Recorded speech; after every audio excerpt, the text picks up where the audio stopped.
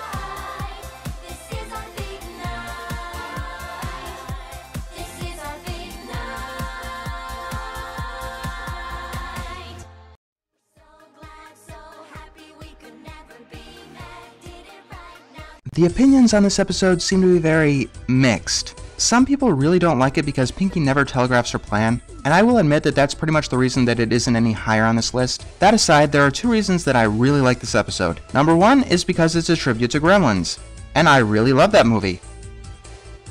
He slipped and broke his neck, died instantly. And that's how I found out there was no Santa Claus. I really love most of that movie. The second reason is because for me, at least chronologically, this is where the show got good. Each of the characters are finally full realizations of themselves, and each of them get pretty good moments to shine, Pinkie especially.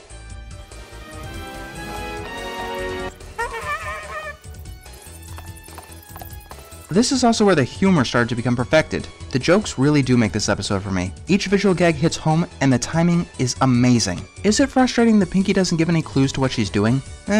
Maybe. But she does seem like the kind who would already assume that every pony else knows what her plan is. You know, she's Pinkie. Her mind works a little bit differently, and sometimes you just gotta accept that she isn't working on the same level as everyone else.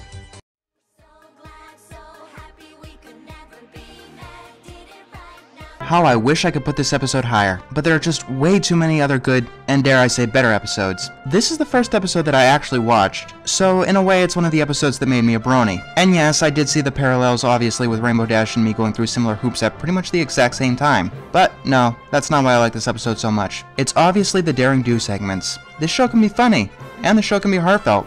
And this episode proved that it could do action-packed outside of the two-parters. Sure, it's pretty much the first part of Indiana Jones and the Raiders of the Lost Ark, but it's the first part of Indiana Jones and the Raiders of the Lost Ark, and it's completely awesome! I don't think that I'm alone when I say that I want another Daring Do episode. There's just so much potential with this character. After all, if you want to keep parodying Indiana Jones, there's still the entirety of the first movie, 2 other complete films, 2 really good games that would make great stories, and a fanfiction that someone put to film.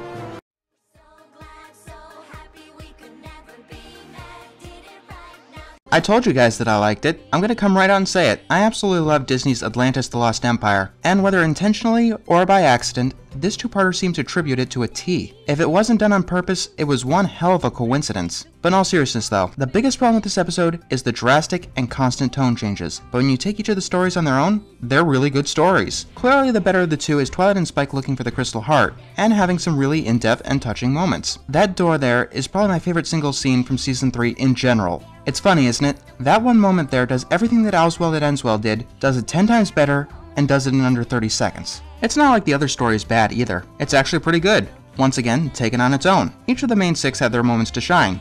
except for Fluttershy, oddly enough. Yeah, Fluttershy is like the anti-Applejack. Applejack really doesn't have a point in episodes where she's the focus, and Fluttershy doesn't seem to have a point in episodes where she's not the focus. Other than that, the episode is pretty good. Pinkie being a spy is still really funny, and the Battle of the Crystal Empire is a pretty good song too.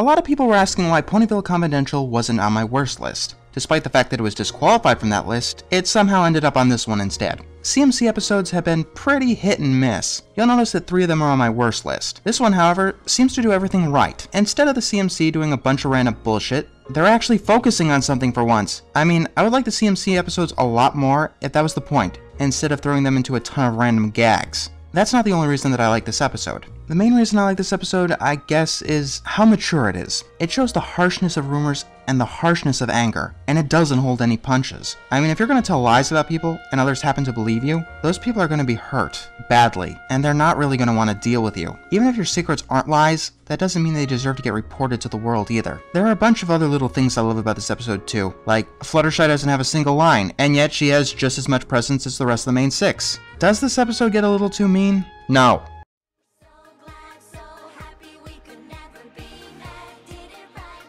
I think I respect Rarity a lot more than I like her. I mean, I really do like her, but I like all of the main 6, with the exception of Applejack, who I don't care about. I say I respect her because she had to work the hardest for me to like her. Let's be honest here, if her character was mishandled in the slightest, she could become one of my least favorite characters ever. But as it stands, Rarity has never had one bad episode. It's exceptional here because Rarity does some pretty despicable actions. It would have been so easy for this to become another May the Best Pet win. But no, Rarity does some believably bad actions, but we see her thought process. And as she justifies it to herself, we justify it as well. That doesn't change the fact that the actions are still pretty despicable, so you get a good dilemma going. Even though Rarity doesn't suffer any consequences, it's actually made abundantly clear that she has learned her lesson. That's how you do it. I do not need a character to be punished. I just need them to realize that they did something wrong.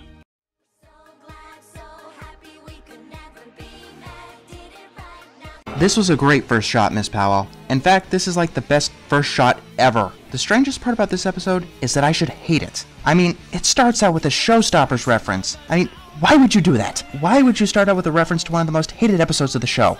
Do I really think that this is a ripoff of Look Before You Sleep? Not really. At least, not as far as I went to in my actual review. It's just, that's what I kept thinking when I watched this episode for the first time. I don't even think I need to say why I like this episode so much. There's tons of heart here. By the way, that's probably the most important part of an episode to me. Heart allows me to look past some of the flaws in an episode. Ha ha ha ha! I mean heart that I can actually believe. More importantly, this episode seems to be very reminiscent of Courage the Cowardly Dog, bringing in monsters and environments that are pretty disturbing for the show. Not to mention plunging Scootaloo into the river. I was surprised that they actually did something like that. Cory Powell, I'm looking forward to some great episodes from you. Don't screw this up. No pressure.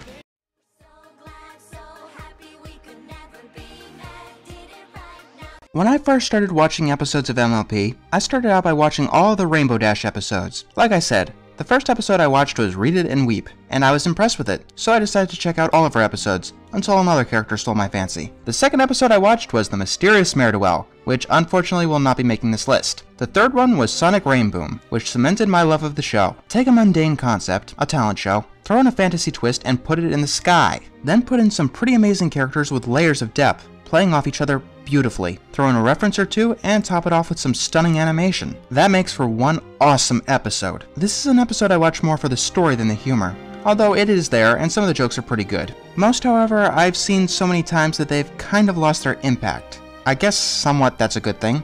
Only the good jokes get beaten into the ground. There are still plenty though that contain their original funny flavor, but once again, it's the heart that makes me like this episode. Stage fright is something that I can relate to in a big way. Yeah, if I wasn't talking to my computer screen, you probably wouldn't hear a peep out of me. It's amazing how they tapped into that conflict with one of the more social of the main 6.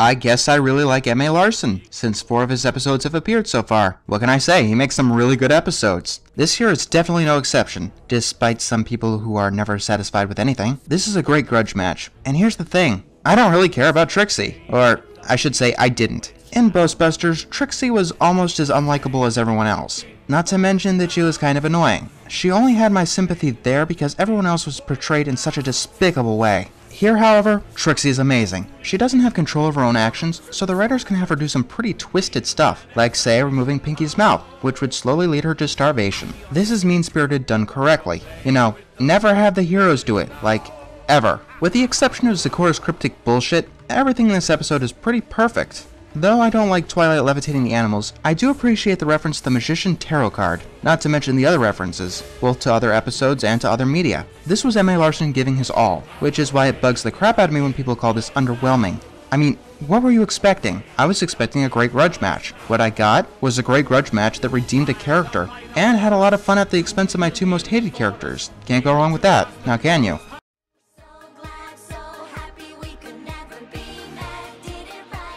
Do you want to know the real reason I hate Charlotte Fullerton? It's not this, or even this. It's this. You can't ever get mad at an Ed Wood film. Even though they're horrible movies, it's abundantly clear that that's the best he can do. However, what's suited for success, Charlotte Fullerton proved that she had talent and she could produce quality work.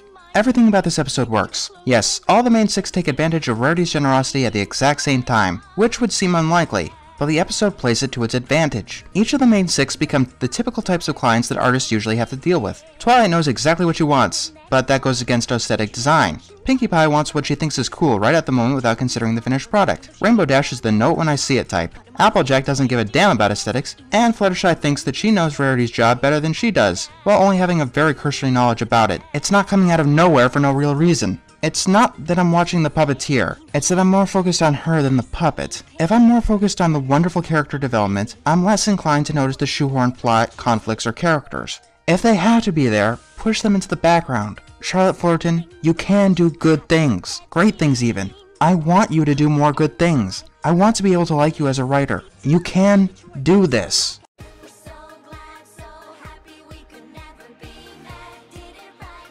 I think that Amy Keating Rogers is great at telling very simple stories. Her episodes tend to have less plot, which is fine, usually. When she tries to tell complex stories, they usually fall on their face, as the plots come together in a jumbled mess. This episode works to her advantage. Instead of one complex plot, this episode tells 6 simple ones, and intertwines them perfectly. Each of the simple stories in this episode are some of Amy Keating Rogers' best, Fluttershy's especially. Yeah, despite putting her hoofs down treatment of Fluttershy, I still find her going crazy in this episode hilarious. The difference here is that it's toned down, and you can actually understand Fluttershy's outburst. But let's not give Amy Keating Rogers all the credit. I love At the Gala. I know I said that Art of the Dress was my favorite Season 1 song. On repeated listens, this is my favorite Season 1 song. Each of the verses are like a whole new song, and each of them are awesome. My favorite of them has to be Rainbow's. Does anyone else find it strange that after 3 seasons, she still hasn't had her own solo song yet, despite her voice actress being an actual singer? Writers, get on that.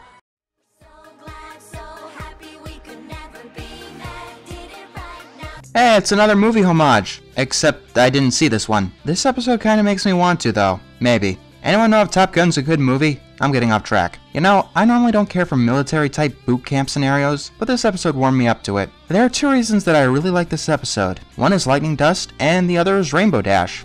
Lightning Dust is my favorite one-shot character to date. If I were to describe her simply, she's Gilda done right. Rainbow and Lightning play off each other wonderfully. Lightning shows what reckless ambition can have you become, and helps Rainbow realize that. She even comes to realize the moral herself by the end, I think. Yeah, the ambiguous ending still holds this episode back for me, but I suppose that could be resolved if they ever decide to bring Lightning back. Please bring her back, by the way. Maybe she can team up with Gilda and they'll try to take Rainbow out or something. As for Rainbow, this is definitely the best character development she's gotten. Most people saw this as an apology from Mare-Do-Well. I didn't, really. After all, Mare-Do-Well didn't put Meriwether Williams on my bad side. But I will say this, Wonderbolts Academy did help bring her back into my good graces in a big way, pushing Rainbow to who she'll eventually become.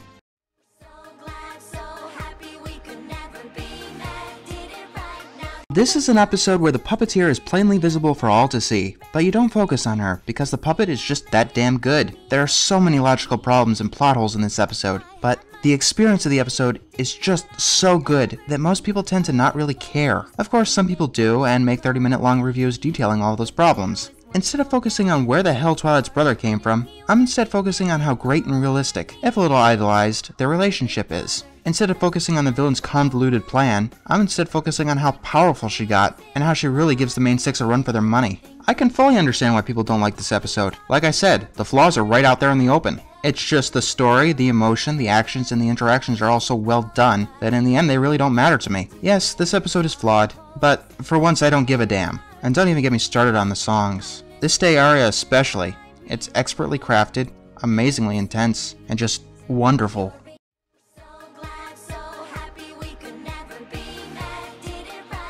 You know, I don't think I have nearly enough M.A. Larson on this list. He created the best two-parter to date, and I really hope he's the one who writes the apparently other two parts to Magical Mystery Cure. From the storyboards, it seems to be right up his alley. Aside from the rush ending of this episode, which is par for the course with M.A. Larson, this episode is pretty amazing. Obviously, Discord makes this episode great, a perfect fusion of humorous and diabolical. He always has a plan, but you'll never guess what it is because half of the time, he doesn't even know what it is. The way he plays with the main six is just awesome, although I still question the reasoning behind some of them. It's interesting to see the main six corrupted as they were. You could write entire arcs based on them. In fact, I hope they do. And yes, I do mean all of them. I mean, corrupted Fluttershy was an angel next to whatever the hell that was. You could do plenty with the characters, and bend them in all kinds of crazy ways when you take them out of their own right mind.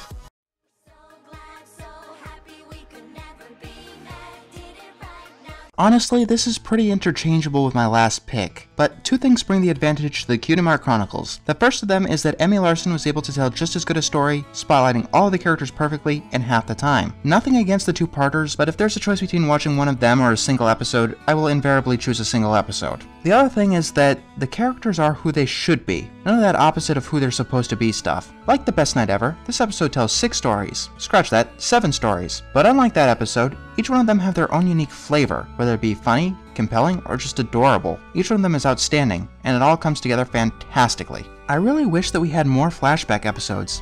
I mean, there's so much potential with it. I'm not asking for 6 of them in one episode, although that would be nice. When you come to think of it, we really don't know much about the main 6 and their history, Pinky's especially. Regardless, we still have this one amazing episode.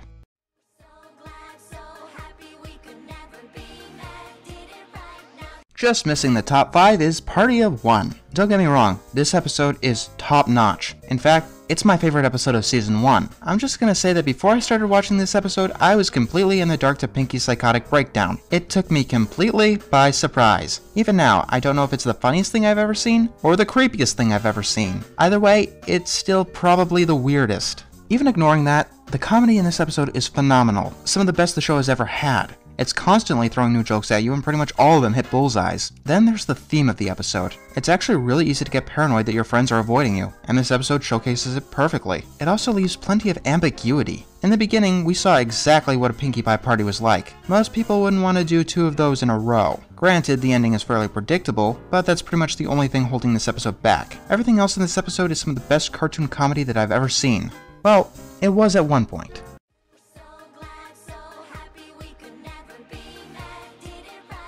In my opinion, there are several reasons that make this episode better than Party of One. First of all, if you can be hilarious with just one Pinkie Pie, you could be even more so with tons of them. And this episode is amazingly funny. It's probably the funniest episode in the show. After all, your Dave Polsky is in his element. And he doesn't even throw the story to the wayside for once. Yeah, what really makes this episode for me, believe it or not, is the story. Like I've already said, it's much more believable that Pinkie Pie would think she was a clone instead of forgetting her own birthday, because this show is unbelievably weird. Speaking of which, I don't think I've ever seen the original character doubt that she was the original.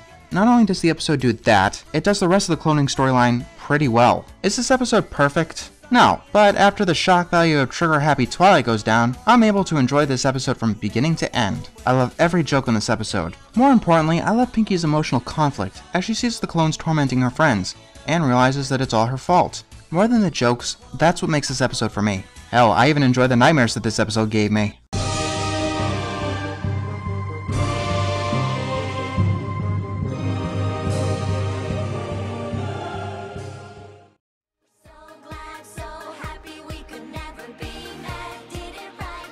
I spent 17 minutes rambling on about this episode in my actual review, connecting all of the plot points, and in doing so, I fell in love with everything about this episode. It's definitely a strange episode. Whenever I watch it, it instantly becomes my favorite episode. And then I watch some other episodes, and realize that I like them better. But going back and forth, I think that this is a good enough place for it. Since I already talked about like everything but the songs, I guess I'll talk about the songs now. My favorite song from the show to date is Celestia's Ballad. Not only is it incredibly beautiful, it seems to recap the entire series quite nicely. Yeah, I'm holding off on my top 10 songs until at least season 4 is over. This episode also contains my second favorite song, A True True Friend, which does pretty much the same thing for the themes of the show. I do love all the other songs in the episode too.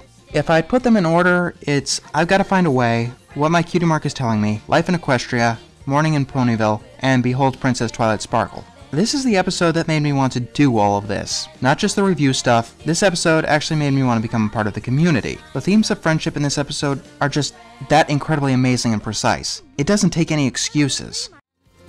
Would you try, just give it a chance? You might find that you'll start to understand. It's beautiful to look at, it's beautiful to listen to, it's the show in its purest form.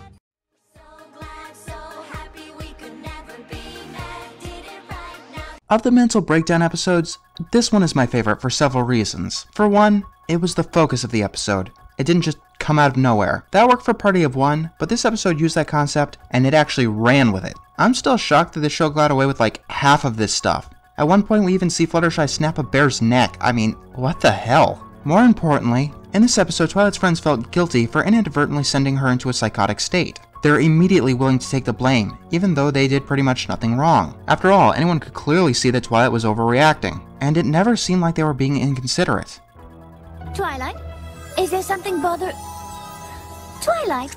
Those little touches are what makes this show so great. I've heard that the writers and animators are having fun in Season 4. In this episode, you can clearly tell that they were having fun, making Twilight look that batshit crazy. If that ends up getting us some episodes as good, crazy, and heartfelt as Lesson 0, then Season 4 will be like my favorite season ever.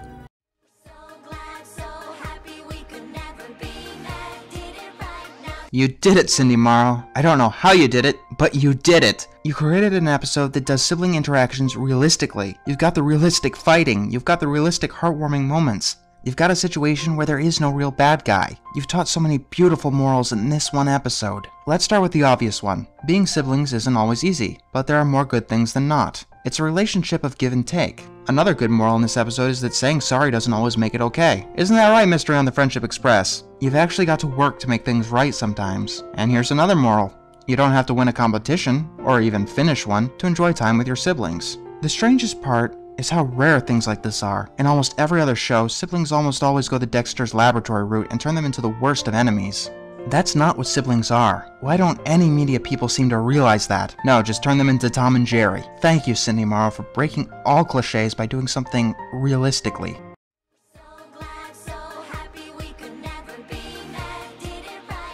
It's bizarre, isn't it? The episode I like the least and the episode I like the most star the exact same character. On top of that, they're within 3 episodes of each other. In fact, this episode succeeds in all the ways that Putting Your Hoof Down fails. Both of them are about Fluttershy asserting herself, but in this episode, she's sending that aggression towards where it should be, her own inabilities and insecurities. The stage fright in this episode is real. The cause of it is real. The entire conflict is real. Even if you never had stage fright before, you could still relate to Fluttershy's dilemma. The episode makes it clear that even though it's not Fluttershy's fault that she has stage fright, it's still her problem. She has to deal with it. The episode showcases that even if you try your hardest, you can still end up failing spectacularly. That is a moral that everyone needs to learn. You can give it your all, and you could still not only fail, but fail horribly. But by no means should you stop trying. And those aren't even the main morals of the episode. I can go on and on talking about how much I love this episode for hours. But I think I've talked enough about this episode in both my review of the episode and my top 5 favorite writers list. Right now, I gotta focus on the craziest idea that I've ever had in my life. Dare I even say that it's Pinkie Pie crazy. Join me next time when I reveal what it is. A friend in need, a friend will be there to help them see. A true friend helps a friend in need to see the light that shines from a true friend. Hello? Friend trapped inside, remember? Rarity needs your help. She's trying hard, doing what she can. Would you try, just give it a chance?